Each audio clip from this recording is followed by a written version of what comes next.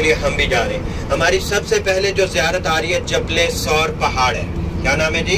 जबल सौर पहाड़। जबल पहाड़ को बोलते हैं, सौर बैल को कहते हैं। और इस पहाड़ की बुलंदी सतह समुंदर से 5413 फीट है।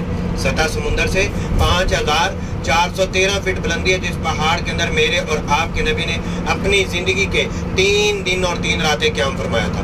आप नबी करीम सल्लल्लाहु अलैहि वसल्लम ने शहर मक्का के अंदर अपनी जिंदगी के 40 साल गुजारे। जब 40 साल गुजारे, ये मक्का वाले नबी करीम सल्लल्लाहु अलैहि वसल्लम को सादिक और अमीन माना करते थे, सच्चा माना करते थे।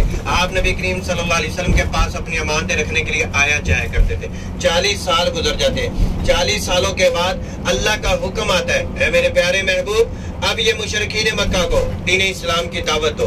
जब नबी करीम सल्लल्लाहु अलैहि वसल्लम ने तमाम के तमाम मुशरिकीन मक्का को सफ़ा की पहाड़ी के पास इकट्ठा किया, वो सफ़ा जो आज हम उम्रा करने जाते हैं, सफ़ा की पहाड़ी के पास इकट्ठा किया और कहा, ए मक्का वालों, इस पहाड़ के पीछे बहुत बड़ा लश्कर खड़ा है जो आपके ऊपर हमला करने के लिए तैयार है। क्या आप मेरी बात को सच मानते हो? सभी ने हाँ में जवाब दिया। नबी करीम सल्लल्लाहु अलैहि वसल्लम ने शाह फरमाया, फिर पढ़ लो ला इलाहा इल्लल्लाहु मुहम्मदुर रसूलुल्लाह। जब ये कलमे की दावत दी गई तो सबसे पहले जो पत्थर मारा गया, सक्का चचा अबू लहब ने आप नबी करीम सल्लल्लाहु अलैहि वसल्लम के सर में पत्थर मारा और कहा, ए मोहम्मद, हमें इसलिए इकट्ठा किया था नाउज़ बिल्लाह तेरे हाथ टूट जाए। अल्लाह पाक जलाल में आ गए। अल्लाह पाक ने फौरन कुरान पाक के अंदर सूरत नाज़िल कर दी, तब्बत यदा अबी लहब व तब।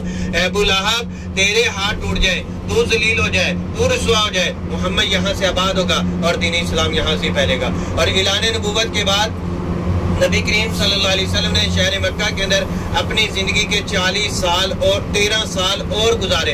13 सालों के अंदर कोई मौका ना जाता, दिन की रोशनी होती, रात का अंधेरा होता, जिस वक्त नबी करीम सल्लल्लाहु अलैहि वसल्लम या सहाबा इकराम पर जुल्म ना करते। 13 साल गुजर जाते हैं। 13 सालों के अंदर तरह तरह की तकलीफें दी जाती हैं और 13 सालों में बहुत जुल्म किया गया सहाबा इकराम पर और नबी करीम सल्लल्लाहु अलैहि वसल्लम पर जुल्म किया गया। और 13 सालों से पहले जब 40 साल गुजारे थे, यही सादिक और अमीन भी माना करते थे, सच्चा भी माना करते थे, मोहब्बत भी किया करते थे। और जब ला इलाहा इल्लल्लाह की दावत दी गई, यही जान के दुश्मन बन जाते। और 13 सालों में 3 साल नबी करीम सल्लल्लाहु अलैहि वसल्लम को शैब अबी तालिब घाटी के अंदर नजरबंद रखा, हत्ता के खाना पीना भी बंद किया हुआ था, कैद किया रखा। और जितने भी सहाबा इकराम पर जो जुल्म किया जाता, शैब अबी तालिब घाटी के अंदर ले जाकर जुल्म करते। हज़रत बिलाल हबशी रज़ियल्लाहु अन्हु से पूछो, जिन्होंने दीन की खातिर कुर्बानी दी थी, जिनको तपती हुई धूप के अंदर सीधे लिटाकर सीने पे पत्थर रख दिए जाते थे, आग के अंगारों के ऊपर लिटा दिया करते थे, जख्मों पे नमक लगाया करते थे, कोड़े मारा करते थे, सजाएं दिया करते थे। हज़रत सुमैया रज़ियल्लाहु अन्हा से पूछो, जिनको 80 या 85 साल की उम्र में अबू जहल ने खंजर मारकर, बर्शा मारकर शहीद किया गया था। एक क्या मसला था? ला इलाहा इल्लल्लाह का मसला था। ला इलाहा इल्लल्लाह आज हमें घर बैठे मिले, हमें इसकी कदर का नहीं पता। कदर उनसे पूछो जिन्होंने दीन की खातिर कुर्बानियां दी थी, जिन्होंने माँ बाप, बहन भाई, बीवी बच्चे सब कुछ कुर्बान किए एक ला इलाहा इल्लल्लाह की खातिर। जब नबी करीम सल्लल्लाहु अलैहि वसल्लम ने 13 साल गुजारे गए, 13 सालों के अंदर मुशरिकीन मक्का देखते हैं कि दीन इस्लाम खत्म होने की बजाय हर किस्म का हरबा इस्तेमाल कर लेते हैं, हर किस्म की सजा देकर देख लेते हैं कि दीन इस्लाम खत्म होने की बजाय थोड़ा थोड़ा तो बढ़ता जा रहा है। अब क्या करें? तमाम के तमाम मुशरिकीन मक्का हरम शरीफ के अंदर जमा हो जाते हैं। हरम शरीफ में जमा होकर साजिशें शुरू कर देते हैं। कोई बोला नबी करीम सल्लल्लाहु अलैहि वसल्लम को मक्का से निकाल दो, दूसरा कहता है नबी करीम सल्लल्लाहु अलैहि वसल्लम को मक्का के अंदर कैद कर लो। एक इंसानी रूप के अंदर शैतान बैठा, वो बोला नाउज़ बिल्लाह नाउज़ बिल्लाह, नबी करीम सल्लल्लाहु अलैहि वसल्लम को शहीद कर दो, ना होंगे ना दीन फैलेगा और दीन इस्लाम यहाँ से खत्म हो जाएगा। और जब शहीद करने का, जब कत्ल करने का इरादा किया तो सभी ने हाँ में जवाब दिया। फिर अल्लाह का हुक्म आ गया, है मेरे प्यारे महबूब, अब ये मुशरिकीन मक्का को आपकी कदर नहीं रही, लिहाजा अब मक्का छोड़िए और मदीना की तरफ हिजरत करके जाए। तो नबी करीम सल्लल्लाहु अलैहि वसल्लम हजरत अली रज़ियल्लाहु अन्हु को बुलाते हैं। हजरत अली रज़ियल्लाहु अन्हु वो सहाबी हैं जो नबी करीम सल्लल्लाहु अलैहि वसल्लम के घर के अंदर परवरिश कर रहे होते हैं। हजरत अली रज़ियल्लाहु अन्हु को बुलाया और कहा, अली मेरे बिस्तर पर सो जाओ, ये मक्का के मानते ले लो, सुबह उठकर मक्का के मानते लुटाकर आप मदीना चले आना। अल्लाह के हुक्म से हमने मक्का छोड़कर मदीना जाना है। तो नबी करीम सल्लल्लाहु अलैहि वसल्लम ने हजरत अली रज़ियल्लाहु अन्हु को अपने बिस्तर पर सुलाया और जब अपने घर से बाहर निकलते हैं तो क्या देखते हैं कि चारों तरफ से मुशरिकीन मक्का नंगी तलवारें लेकर खड़े। अब क्या करें? अल्लाह का हुक्म आ गया, मेरे प्यारे महबूब परेशान नहीं होना, अपने पाँव की मिट्टी उठाओ और सूरह यासीन की चंद आयत पढ़कर मुशरिकीन मक्का की तरफ फेंक दो। आप नबी करीम सल्लल्लाहु अलैहि वसल्लम ने अपने पाँव की मिट्टी उठाई और सूरह यासीन की चंद आयत पढ़कर मुशरिकीन मक्का की तरफ फेंकी तो अल्लाह पाक ने मुशरिकीन मक्का की आंखों और कानों पर ऐसे पर्दे डाले कि उनको खबर ही नहीं है कि हमारे दरमियान से कोई जा भी रहे, कोई आ भी रहे। तो नबी करीम सल्लल्लाहु अलैहि वसल्लम शान शौकत के साथ सैयदना हजरत अबू बकर सदीक रज़ियल्लाहु अन्हु के दरवाजे पर दस्तक देते।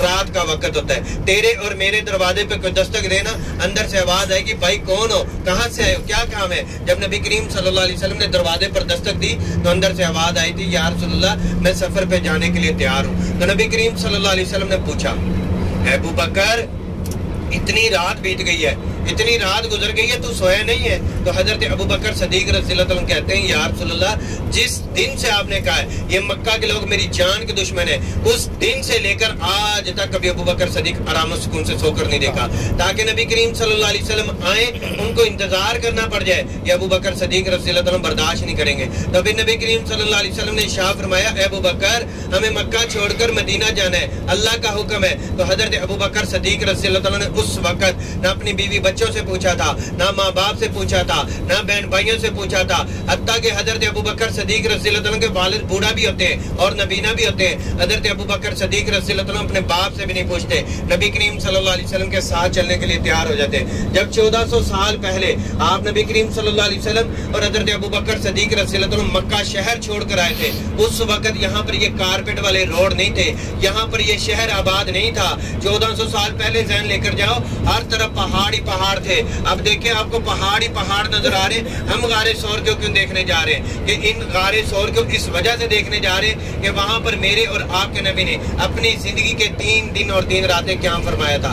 इस जबान जब पैदल चलकर आ रहे, काबा को छोड़कर रो रो कर दुआएं करते आ रहे और कहते हैं, काबा तुझे छोड़ने को मेरा दिल नहीं करता, ए काबा तुझे छोड़ने को मेरा दिल नहीं करता। ये शहर के मक्का के लोग तेरे मेरी जान के दुश्मन ना बनते, मुझे तंग ना करते, मुझे तकलीफें ना पहुंचाते तो मैं पूरी जिंदगी ना छोड़ के जाता। आप नबी करीम सल्लल्लाहु अलैहि वसल्लम रो रो कर दुआएं करते हुए गारे सौर की तरफ पैदल चलकर आ रहे। रात का वक्त होता है, कभी हजरत अबू बकर सदीक रज़ियल्लाहु अन्हु आगे निकल जाते थे, कभी पीछे निकल जाते, कभी दाएं निकल जाते, कभी बाएं निकल जाते। तो नबी करीम सल्लल्लाहु अलैहि वसल्लम ने पूछा, अबू बकर तू आगे पीछे दाएं बाएं क्यों जा रहा है। तो हजरत अबू बकर सदीक रज़ियल्लाहु अन्हु कहते हैं, या रसूलल्लाह रात का अंधेरा है, जब मुशरिकीन मक्का मेरे जहन में यह ख्याल आता है जब मुशरिकीन मक्का आगे से छुपकर वार करे तो पहले सदीक आगे जाता है, जब कोई काफिर पीछे वार करे तो पहले सदीक पीछे जाता है, या दाएं से या बाएं से जो वार करे तो पहले सदीक पे करे, बाद में मेरे नबी करीम सल्लल्लाहु अलैहि वसल्लम को कोई नुकसान पहुंचा सके।